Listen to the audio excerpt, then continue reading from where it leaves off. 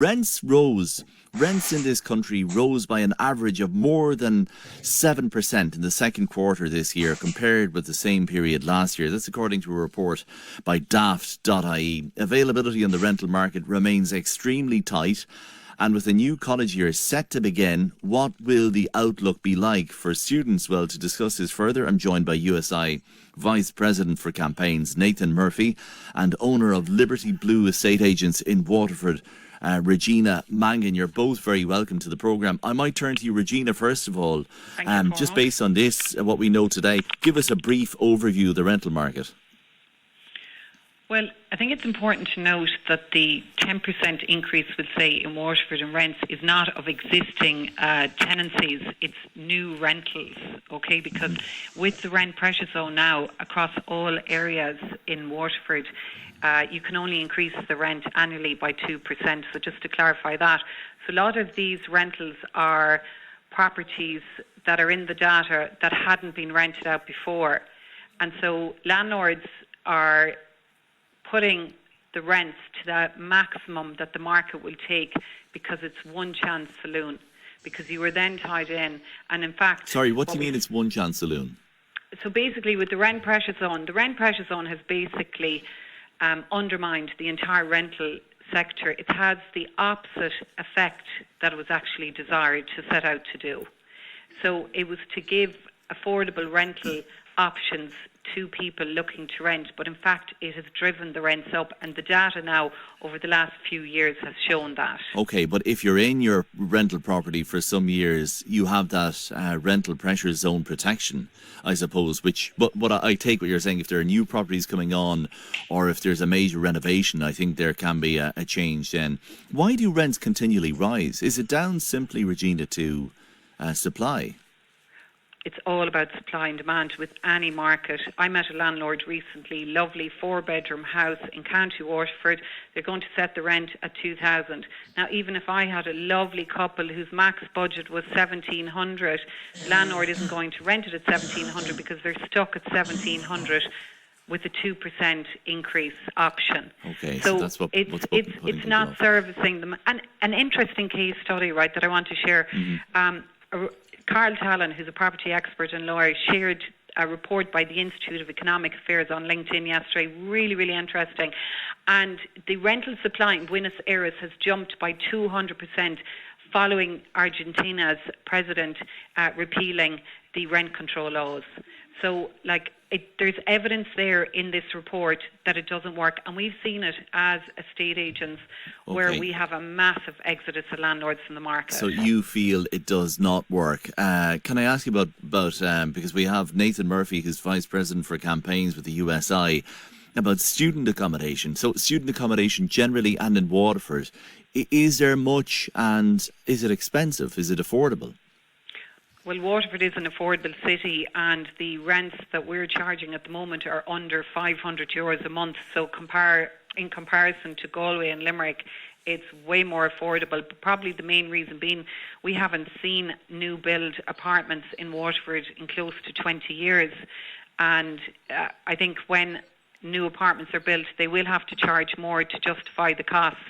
Because recently there was Noel Frisbee Construction got a planning for 582 apartments, but there's no supply here now, and the majority, I think a huge proportion of the students are commuting from,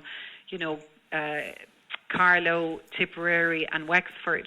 Right. And we need students in the city. We need them for economic viability. Like, the students account for roughly 12,000 spend indirectly per annum into the city. Okay, which so is now worth it's a north common of 100 million. Now it's a common phenomenon for students to commute that distance from Carlow and Tip and Wexford to Waterford. We heard in the programme last week that a patient of a GP was travelling from Tipperary to Waterford because they couldn't get a GP locally. Will you stay with me, Regina Mangan? Certainly. Because Nathan Murphy, as I say, of the USI is with me as well. What do you make of what you're hearing, Nathan, the pressure that will be on students now once the CAO offers go out? Yeah, 100%. The pressure is immense on students at the moment. Like, there was a report last year that there's 30,000 bed shortage. There's 30,000 students that applied for a bed last year that aren't going to get one. There was 3 students per every bed that applied, and the supply just is not there. If you told any student that you could find a place for €500 in Dublin, they'd jump at you. Prices are upwards of €300 a week in some on-campus and some private accommodation. Is that what you're hearing? That's a going rate in Dublin for a student, is it? Depend- $300 a week? About, if you're looking for private or some on-campus, you can get it quite cheaper depending on where it is, but you just have to be lucky. And if mommy and daddy can't afford that or can't afford to help out, what does the student do? Most are working. Susie can only go so far. Most people are working 2 jobs, working full-time jobs, just to be able to afford to be a student these days. Really? Yeah, I worked 25 hours myself in my final year, and I had the privilege of living in Dublin and going to college in Dublin, but some people, they have to buy their accommodation. How do you work 25 hours a week on top of lectures, on top of assignments, continuous assessment and study? You just have to skip some lectures to work, and that's the kind of way that people are going. They're skipping lectures to be able to afford to be a student these days. Like, the government just have not been able to fix the student accommodation crisis. 7 years ago, there was a shortfall of 23,000 beds. 7 years later, now we are on, and it's 30,000. How counterproductive is that? Skipping your student education to afford to become a student? It's just the way that students are. They want to try and experience the way of being a student. And with working these long hours from commuting, we've had students that are commuting from Cork to Dublin, Donegal to Dublin, every single day, just to have that experience to be a student. What about social life? There's no social life if you're commuting. Like, some students are leaving their house at 5, 6 a.m. and then they're not getting home till 9 o'clock at night. Will you give me the breakdown then, in terms of if you're a student just about to embark on a 3rd level career, let's say, break down the costs for me. It depends on, like, some providers, if you're lucky enough to get on-campus accommodation, you could be talking €7,000 a year, and that's lucky. Some on-campus, you could be looking at 11,000 to 12,000, which is the entire cost of your whole degree would be. Like, Susie will cover your €3,000 if you have your parents under a certain income, and you're paying 12,000 for 1 year in accommodation. Then you have the cost, obviously, of textbooks. If you need to buy creative software, Adobe, there's all these added costs. And this is the thing. People think, oh, my fees and my accommodation, that's all I have to pay. Yeah. There are so many hidden costs to education at the moment. Well, are you saying 12,000 is on accommodation alone? Some places, €12,000 for 9 months accommodation. For 9 months? Yeah. Oh, wow. And then fees on top of that, then your books or whatever the case may be, and living expenses. Yeah. And you say there are no social expenses, but you can't travel expenses, of course, obvious. Wow, that is incredible. 51551. Stay with me, Nathan. Let me bring some of the observations and questions from listeners to 51551. Why are there so many new properties owned by investment funds lying empty? Are they deliberately choking supply? Asks that listener. Another, is she saying, and I'm assuming that's you, Regina, is she saying that if there wasn't RPZs or rent pressure zones, that landlords wouldn't list at these rates? Pull the other one, says that listener. Regina? Well, the data doesn't lie, and we're seeing massive exodus of landlords. Obviously, like any sector, you're going to have good landlords and bad landlords. I'm talking about the small property owners. You have a situation where some people in Waterford are stuck with rents of $600 a month, so they're selling up. Mm-hmm. And we've sold some of those properties, so we're experiencing that situation right on the ground. So it doesn't make sense for somebody. And I have somebody who's renting out a beautiful 4-bedroom house on the Dunmore Road. They're getting a rent of $876 a month. And the market rent for that property is somewhere between $1,600 and $1,800. So these landlords are selling up, and he in this instance will probably buy an apartment because it makes more sense. But most people aren't buying because they're just fed up of the market. Okay. And we need supply for a functioning economy. But I think the rent-a-room scheme is something that needs to be pushed more for students. Okay, why are you saying people don't know about it? Well, I think there needs to be more push. Maybe not everybody's on social media. Maybe some of the owners might read the newspapers more than social media. But I think a full-on campaign to push this scheme, because it is a way for people to rent out a room tax-free, and they can rent out 2 rooms. and get 14,000 per annum tax free, and I think that is a good option for students. So that should be made. Yes, it should right be now. publicised a lot more. A listener says, please mention the effect of Airbnb on the housing supply. Is that something you've heard of anecdotally, even, Nathan, that accommodation that would have been used previously for students is now going on Airbnb for shortlets? We know Airbnb is such a huge issue at the moment. Like, speaking on the rent-a-room scheme, there will be people that would advertise a room for students Monday to Friday, and then the students have to go home on the weekend, and then the property gets put up on Airbnb for the weekends. So they're getting their money from the students, and they're getting their Airbnb money as well. So they're getting double the amount of income that they would usually get. And this is the way the students then have to commute home every weekend. Well, you'd love to see that lease, wouldn't you, if you're a student? Does it really include Saturday and Sunday? Because sometimes there are assignments, or there might be activities, or whatever the case may be, and students might have to stay over the weekend. Let me read you this text, and I'll get reaction from you both, from the Department of Higher Education, based on what we're discussing. They say the government is working to support students in accessing affordable supply of student accommodation. A new student accommodation strategy is in development following approval of the long-term policy earlier this year. This policy approach includes measures for increasing supply of student accommodation, reducing cost of delivery through development of standardised design guidance, and promoting efficient use of existing building stock through refurbishment and an examination, they say, of vacancy while supporting balanced regional development. It goes on to say that in April, the Taoiseach and Minister O'Donovan also announced capital investment of €100 million from the National Development Plan windfall allocation for the delivery of student accommodation projects. In July, they say, officials from the Student Accommodation Unit in the Department of Further and Higher Education met with the USI to discuss issues around student accommodation. And lastly, they say, Nathan, the Minister's office has also been engaging with the USI to set up a meeting between both parties, with the option of September now being considered depending on availability by the student body. Well, A few things on that. The affordability thing is a big thing that we push. What is affordable for students? Affordability is completely different depending on your situation at the moment. They throw around this affordable.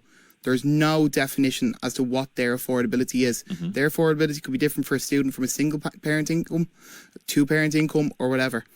We emailed the Minister on the 23rd of July and we received a receipt of our email, and we have yet to hear back from the Minister. The Minister was also invited to a spokesperson debate organised by ourselves, the IUA, TIA, and he is the only spokesperson to decline the invitation of that debate. He didn't respond or declined? He didn't respond to a meeting with just ourselves from USI, but then he declined the invitation for this spokesperson debate. So now he's responding, I suppose. He's trying, that's a month ago in fairness, and he's trying to set up that meeting. Can I go back to what you're saying, and I might bring you in, Regina, on this as well, in terms of affordability. Did you tell me, Nathan, that some, and I don't want to mention any college or university, that some on-campus accommodation can be up to 11,000, 12,000 euros a year? Yeah. Is that affordable? For most people, no. Some people may be able to afford it, but for the majority of students, that is completely and utterly unaffordable. Like, if you're working, that's close to €300 a week. I'm working, well, the way I'm working, I'd be barely able to afford that at the moment.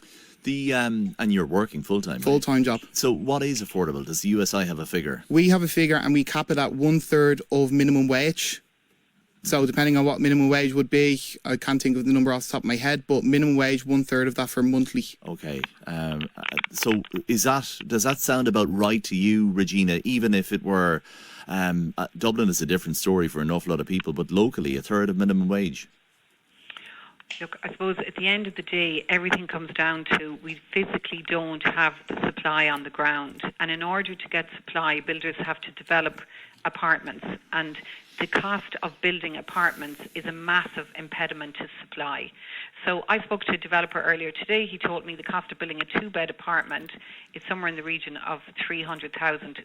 And if it's an apartment part of a big block with lobbies and lifts. Mm-hmm. So 300,000, that's without a margin on top. And this isn't me being an advocate for developers, I'm only stating a fact. Mm-hmm. So at the end of the day, it's a commercial venture for anybody supplying property, and the cost is is a massive issue, and it will require government intervention and government subsidies ultimately, because if we have apartments for sale for 350,000 for student apartments, who's going to buy them at that level? They're going to want a return on their investment. And we haven't mentioned the fact that COVID has had a huge impact on supply, because the students weren't around and the landlords rented out the properties. And then now a lot of landlords in areas outside of Dublin don't want 9 months rent a year. And yet it's not fair at the same time for students to have to pay for 12 months the year. Well, and that is happening, as you say. I've been trying to work out just really quickly. You said you worked 25 hours a week when you were a student. At the minimum wage, that'd be 317.50 a week. So that's what you're saying would be roughly okay, or a third of that. Is that what you said? Well, roughly. Well, what that was 25 hours. Like roughly full time, we'd say it'd be around 300 to 500 a month, which is as the going rate in Waterford, as was said, but it's far from the €300 a week that we're seeing in certain places. And it varies as well. Your texts are streaming into 51551. Maeve in Maeve, Texas, to say, my daughter lived at home in Dublin while attending Trinity. Her course hours were high and she worked part-time to help with costs. Zero time for a social life, actually. Some courses are 12 to 16 hours per week, and some seem to have a very hectic social life. So says Maeve. One more. Your speaker is painting the reality of student lives these days. Long commutes, inadequate accommodation, students working long hours and missing out on their learning and the chance to connect socially. Agree that Airbnb has been disastrous for everyone seeking accommodation, says that listener to 51551. My goodness, the excitement last week of 61,000 students nationwide getting their Leaving Cert results and waiting for the CAO offers. But it's a difficult, to say the least, picture in between in terms of accommodation anyway, and rents. Nathan Murphy, USI Vice President for Campaigns, thank you very much indeed. And Regina Mangan, owner of Liberty Blue Estate Agents in Waterford, thank you as well.